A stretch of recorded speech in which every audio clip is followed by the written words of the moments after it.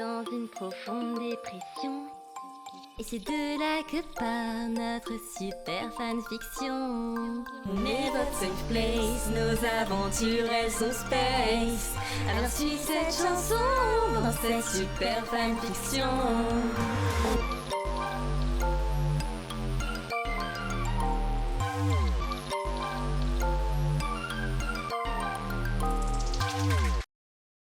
Je refuse de reparler de mon flop d'hier. Donc je vais faire comme si ça n'était jamais arrivé. Il est déjà midi. Yoon m'a dit qu'il viendrait manger avec moi. Du coup, je l'attends dans la cour. Bon, ça fait au moins 4 minutes que je l'attends. Et toujours aucune nouvelle de lui. Bon, je vais reparler de mon flop d'hier alors. C'est vrai que ce n'était pas la meilleure idée du monde d'escalader la fenêtre. Le père de Yoon m'a crié dessus et m'a dit que c'était illégal. Et comme j'avais un doute, je suis allée voir sur internet. Et internet m'a dit que techniquement c'était illégal. Mais il me manquait tellement. J'espère juste qu'il va bien. Et que je lui ai pas causé trop de soucis. Soudain, ma vision devient toute noire. Ah! Je suis devenue aveugle! Devine qui c'est? Ah! Je suis aveugle! Bah, non, je te fais une surprise, tu sais, devine qui c'est? Lâche-moi, Jungkook! Yoon, au secours! Ah, non, Oli, c'est moi, Je rigole, j'ai reconnu tes bagues. Je saute dans ses bras et le recouvre de bisous. Tu m'as tellement manqué. Toi aussi, tu m'as manqué, Oli. Alors, comment ça se passe? Yoon détourne le regard. Il semble un peu tristounet. En même temps, je le serais aussi s'il avait escaladé mon mur et que mon père voulait appeler la police. Mais j'ai pas de père. Par contre, j'ai des murs. Eh bien, je n'ai toujours pas le droit de sortir jusqu'à nouvel ordre, ni de t'approcher, ou de te parler. Mais au moins, j'ai un entretien d'embauche dans une semaine. J'espère vraiment être pris. Ça me permettra de sortir davantage de ma piole. Ah, c'est super! Tu me diras où c'est? Je viendrai te voir là-bas. Ouais, je te dirai tout. Il sort 2 sandwichs de son sac. Tiens, je t'en ai fait un. Mon père me laisse au moins faire ça, parce qu'il pense juste que je suis un gros darleux. Oh, Youni! T'aurais pas dû. J'entame joyeusement mon délicieux sandwich, concocté par Yoon. Il cuisine si bien. Les girls, ayez un homme qui cuisine pour vous. C'est trop banger. Bien que ce soit très bon, j'aimerais tout de même avoir une discussion sérieuse avec lui. Ton père, ça se passe comment? C'est un chien. Il est tout le temps sur mon dos. Il veut même recontacter le juge familial pour changer les horaires et les dates de garde. Ma mère n'a pas trop l'étal, elle pourrait rien faire. Ça veut dire que tu n'irais plus chez ta mère? Je l'ai entendu au tel, il veut juste que j'y sois uniquement pendant les vacances. Il pose sa tête sur mon épaule. Le pauvre. Il a l'air vraiment abattu. Mes sœurs me manquent. Je le prends dans mes bras. Oh, je te jure, ça m'énerve. J'ai tellement essayé de lui dire que t'étais une fille adorable, mais il veut rien entendre. Ton père me déteste à ce point? T'as quand même essayé d'entrer par effraction chez moi. C'est vrai, mais je le prends super mal. Je m'en veux un peu.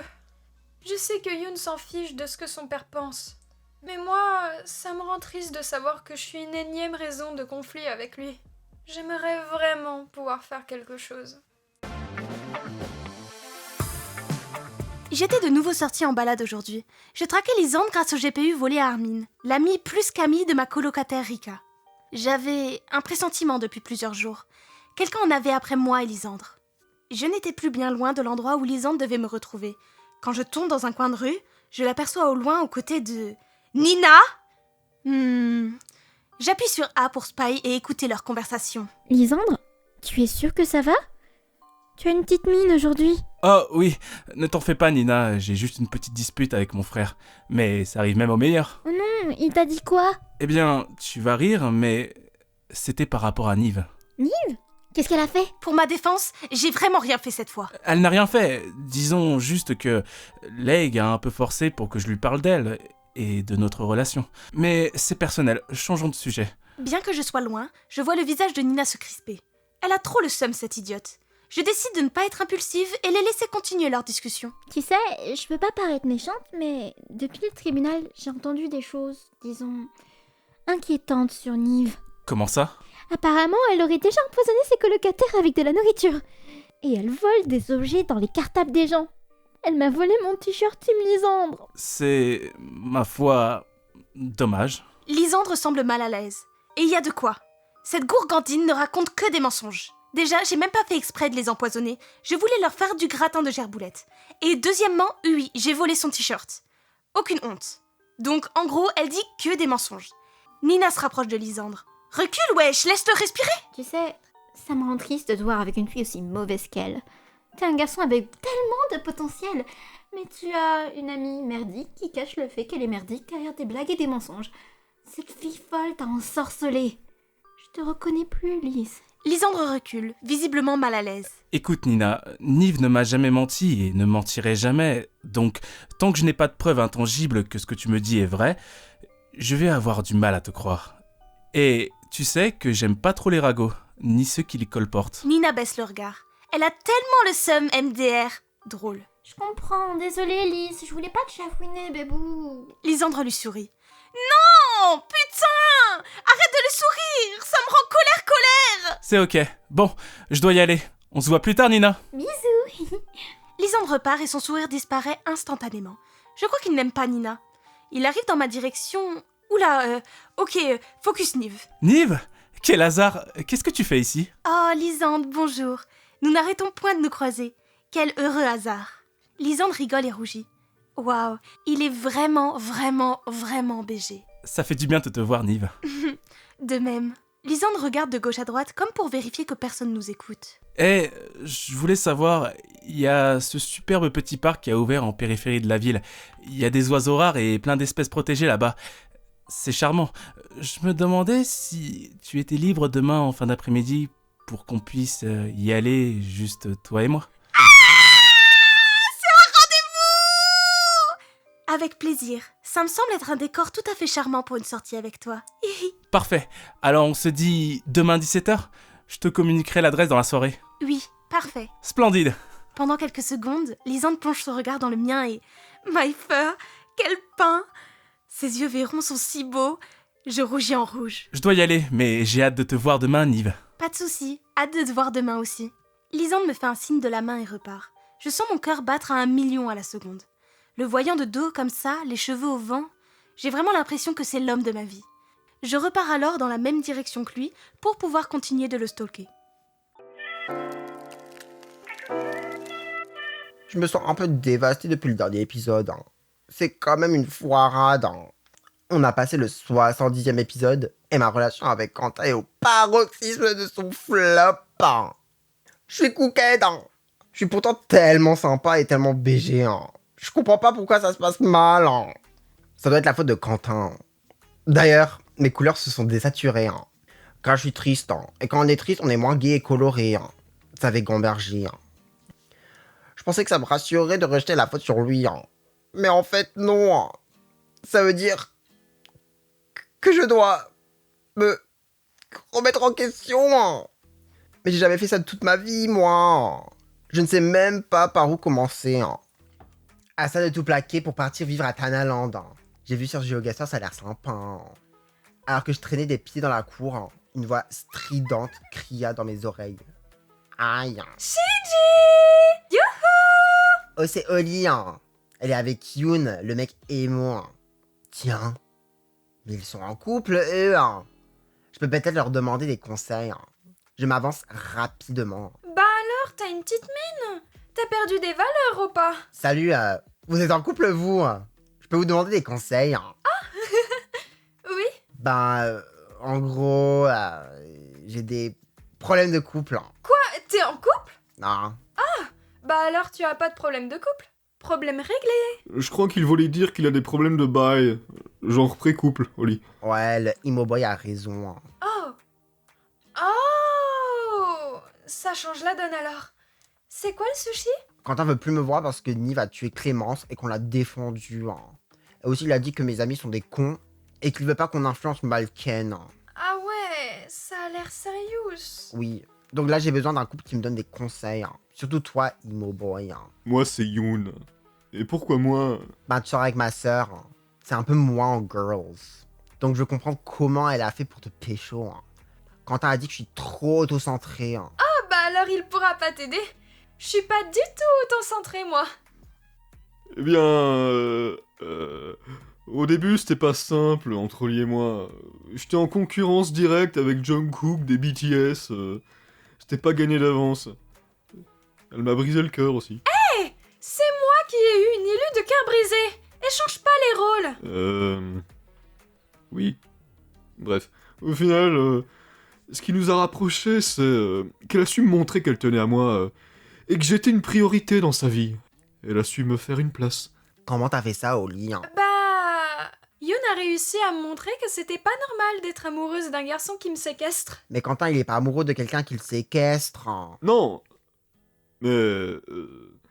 chaque histoire est différente. Tu peux trouver des points communs. Ken est en quelque sorte séquestré par Quentin. Je crois qu'on s'égare. En vrai, t'as qu'à lui dire ce que t'as sur le cœur. Ou alors, vous pouvez adopter un Tamagotchi. Je les regarde un peu confus. Hein. Je crois que c'était ma pire idée de leur parler. Hein. Je m'éloigne d'eux. J'ai vraiment plus aucune solution. Je vais aller voir sur TikTok ce que les gens en pensent. Hein. Il est 23h30, j'étais dans la street. Speed m'avait donné 1 heure et un lieu comme un dealer, et moi j'étais allé. J'ai toujours pas compris son truc de la date, mais je pense que je vais comprendre en y allant. J'arrive sur place un peu décontenancé. En plus, j'avais même pas eu le temps de changer de tenue et je m'étais renversé de la sauce kebab partout sur le pull, ça fait chier. Psst, Pika. Je me retourne et donne un coup de poing. C'est une bavure que des inconnus connaissent mon prénom comme ça. Aïe, ah. Ah, c'était pas un inconnu, c'était Speed. Ça va, j'ai pas tapé fort. Ouais. Je le dévisageais un long moment. Purée, le bouc il s'est mis sur son 42. Il s'est coiffé, ses fringues sont de la lessive et en plus il a un bouquet de fleurs. T'es allé sur la tombe de ta grand-mère? Non. Alors c'est pourquoi ça? Je désigne le bouquet. Oh, eh bien, Il pose un genou à terre et me tend le bouquet. pour vous, ma douce, veuillez accepter ces fleurs. Tu veux que je le pose sur la tombe de ta grand-mère? Non, c'est un cadeau pour le date. Ah, il est un peu gaze le cadeau ça. Par contre j'ai pas de fleurs moi, je savais pas il fallait ça. J'attrape les fleurs de Speed, super. Maintenant j'ai un truc qui m'encombre les mains. Chiant un peu. Tu dois avoir faim. Et si nous allions manger? Non, je me suis tapé un grec en venant, j'ai pas faim. Ah. C'est quand qu'on fait de la techno et qu'on bouffe des dates. Je vais pas mentir, pour l'instant c'est de la merde. Oui, tu as raison, allons-y. Speed claque des doigts et on se retrouve téléporté dans un endroit un peu gaze. Ça pue, ça crie, mais y a de la bonne zik. Cool. On s'avance entre des gens qui dansent. Speed me donne une paire de lunettes et on s'enjaille sur la musique. Mais au bout de 5 minutes, mon cerveau décroche parce que je suis une TikTok child. Et la musique est trop répétitive. C'est quand il passe du ziak Hein? ou du caris. Eh bien, en boîte tech, on écoute de la tech. Genre y a pas de rap français bien de chez nous.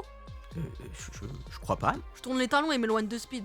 Aucune raison de rester s'il y a pas de rap français. En plus, les fleurs commencent à me casser les couilles pour danser ça. Je passe la pire soirée de ma life. Speed me rattrape en courant. Ma douce, attends. Pika, où tu vas? Je me casse, on se fait chier. Ah, désolé. Je pensais que ça te plairait. Bah non, là je veux rentrer. Speed fait une tête chelou, puis il claque des doigts et on tombe dans la rue du début. Je m'apprête à rentrer à la villa. Attends, Pika. Je m'arrête et me retourne. Ouais. Je suis désolé que ça ait pas été à la hauteur de tes attentes. Je ferai mieux la prochaine fois. Peut-être. Ouais, pas de galère, on peut pas être parfait tout le temps. Prochaine fois, juste, on se pose sur les toits et on regarde l'espace avec un laboubong. Alors, tu acceptes qu'on se revoie quand même? Bah... Ouais. Speed sourit avec les dents du bas. Wesh, bizarre le pélo. On se voit souvent pourtant. Merci. Tu sais, Il s'approche de mon espace vital. Oula! j'aime vraiment beaucoup passer du temps avec toi. Ouais, pareil, quand t'es pas chelou, c'est cool. Je suis heureux de savoir que tu penses la même chose que moi. Ouais, tout pareil, pas de galère. Tout pareil? Tu veux dire que... Que tout pareil, ouais. Va falloir que je rentre chez moi là par contre. Juste une dernière minute. Après ça, je pourrais te téléporter jusqu'à ta chambre, si tu veux. Oh bah grave. Speed se rapproche encore. Bro, tu peux stopper là. Trop proche. Mayday. Tu sais, même si tes cheveux sont pas coiffés et que ton pull est dégueulasse, Wesh. eh bien, je te trouve très belle ce soir. Si mère, chef. Ne me remercie pas. Ou alors, peut-être qu'on pourrait... Il s'arrête de parler, il se rapproche encore de moi. Il regarde ma bouche, le fou du bus. Il est à genre 2 cm quand je lui fous un giga coup de poing et que je lui fais bouffer les fleurs de sa grand-mère. Eh, il a serré le boug, il était cassé ou quoi ce soir? Ah, t'invites plus jamais de me toucher, on est où là? Aïe, Putain, mais je suis dégoûté. Je me casse rapidement en volant un vélo à un enfant. Je rentre chez moi. Vas-y, c'était dans le top tier des pires soirées de ma life. On était en train de manger avec toute la team. Oui, ça nous arrive de faire des grands repas de famille. C'est comme si on avait une famille, mais avec des gens encore plus chiants et dérangés. Je faisais que de repenser à ce que Yuki m'avait dit avant. Ils sont tous au courant? Tous? C'est beaucoup tous quand même. Après, Yuki, elle aime trop extrapoler dans l'exagération. Aiko, tu peux me passer le sel? T'es passée lesbienne? Le sel, Aiko, juste le sel. Ah, je balance le sel pas lesbienne dans la tête de Castiel. Purée, je suis un peu cesse. Priya me regarde étrangement. Je vois bien qu'elle essaie de me rassurer avec son regard de braise. Mais je préférais un câlin là tout de suite. Enfin, pas là de suite, ce serait trop sus, je crois. Eh la team, vous avez vu ce film là, La vie d'Adèle? J'ai pleuré devant. Et d'ailleurs, il y a une des meufs, elle te ressemble un peu, Aiko. Quoi? Bah, les cheveux bleus, genre. C'est vrai que tu as des beaux cheveux bleus, Aiko. Je les tolère. Ah, ouais. Oh là là, c'est quoi mon problème? Faut vraiment que je me calme. Sinon, vous avez fait quoi aujourd'hui? Moi, j'ai rassuré mon Oppa Shinji. Ouais, viens, n'en parle pas, je suis déprimée. Oh, Gomene. Eh bien moi, j'ai mangé ce que Aiko a cuisiné avec Priya. Ouais, enfin, on a cuisiné ensemble parce que... Ouais. Oh, et c'était bon? Ouais, grave. Et même qu'avant ça, on s'est raconté des secrets de girls. Mais c'est secret. Je foudroie ma cousine du regard. Mais elle veut me tuer ou quoi? Je regarde les autres rouges de honte. Purée, ce repas va me décéder. C'est la dernière fois que je mange avec eux. Je regarde mon assiette, n'osant plus toucher à ma nourriture. Purée, je vais quand même pas me laisser abattre pour ça. Ce secret commence à me ronger sérieusement. Et surtout, je fais pas confiance à Yuki pour le garder, et je veux pas qu'elle me out, cette cruche. Et au pire, c'est comme un pansement à arracher, non?